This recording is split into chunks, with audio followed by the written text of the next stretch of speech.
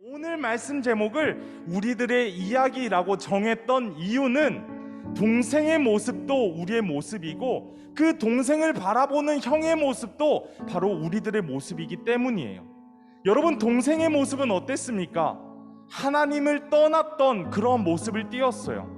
어떻게 하면 하나님을 떠날 수 있을까? 어떻게 하면 내가 하나님을 떠나서 내 멋대로 내 마음대로 살아갈 수 있을까? 하나님을 떠나고 내 마음대로 살아가는 것, 어떻게 보면 너무나도 기쁘고 너무나도 좋을 것 같아요.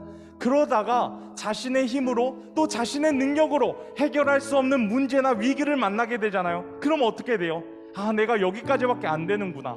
내가 하나님을 다시 의지해야겠다. 내가 다시 하나님께 돌아가야 되겠다 라는 마음 먹을 때 종종 있게 되는 것 같아요. 여러분, 혹시나 우리들의 삶 가운데 이러한 모습, 이러한 동생의 모습을 가지고 있더라면 우리들이 어떻게 해야 되겠습니까? 하루라도 빨리 우리 아버지 하나님께 돌아가야 하는 그런 믿음의 모습들을 보여야 된다라는 거예요. 왜냐하면 하나님은 지금도 여러분들을 기다리고 계시기 때문이에요. 그리고 여러분, 이 동생의 모습도 우리들의 모습이라 그랬지만 또 누구의 모습도 우리들의 모습이라 그랬죠? 형의 모습도 우리들의 모습이라고 했었어요.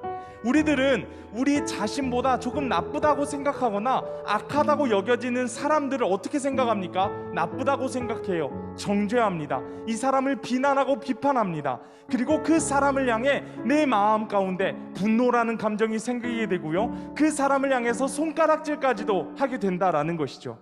그런데 문제가 있어요. 어떤 문제냐면 이 사람이 악하다 악하지 않다라는 그 기준이 바로 나의 기준이다라는 거예요. 내가 생각했을 때 이 사람이 착하다? 그러면 이 사람은 착한 거예요. 이 사람은 비난받지 않는 사람이에요. 비판하지 않아요. 그런데 내가 생각했을 때 이 사람 조금 나쁜 것 같고 조금 마음에 안 들어요. 그러면 어떻게 합니까? 이 사람 나쁜 사람이잖아요. 내 마음에 들지 않는 이 사람을 하나님이 기뻐하신다? 나는 이 사람 정말 싫은데 하나님은 이 사람을 통해서 기뻐하시고 하나님은 이 사람을 통해서 일하신대요. 그러면 우리 마음 얼마나 속상합니까? 이것이 바로 질투를 가지고 있는, 욕심을 가지고 있는 우리들의 마음이다라는 거예요.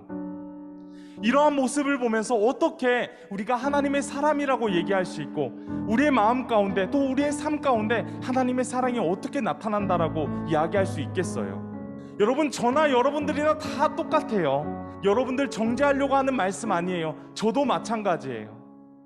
여러분, 우리 안에 쌓여있는 분노와 평가하는 마음들, 그 모든 것을 이제는 내려놓는 우리 모두가 되었으면 좋겠어요. 내 주변에 힘없고 연약한 사람들 얼마나 많습니까? 우리가 당장 학교에서만 봐도 나보다 연약한 사람들, 나보다 연약한 친구들 많이 만날 수 있을 것 같아요. 그런데 그 사람들, 그 친구들 괴롭히고 놀리고 이렇게 하는 것이 아니라 그 친구들 한 번 더 내가 안아주고 한 번 더 생각해주고 그 친구 고민 한 번 더 내가 들어주는 그러한 모습들 우리들 가운데 있기를 간절히 소망합니다.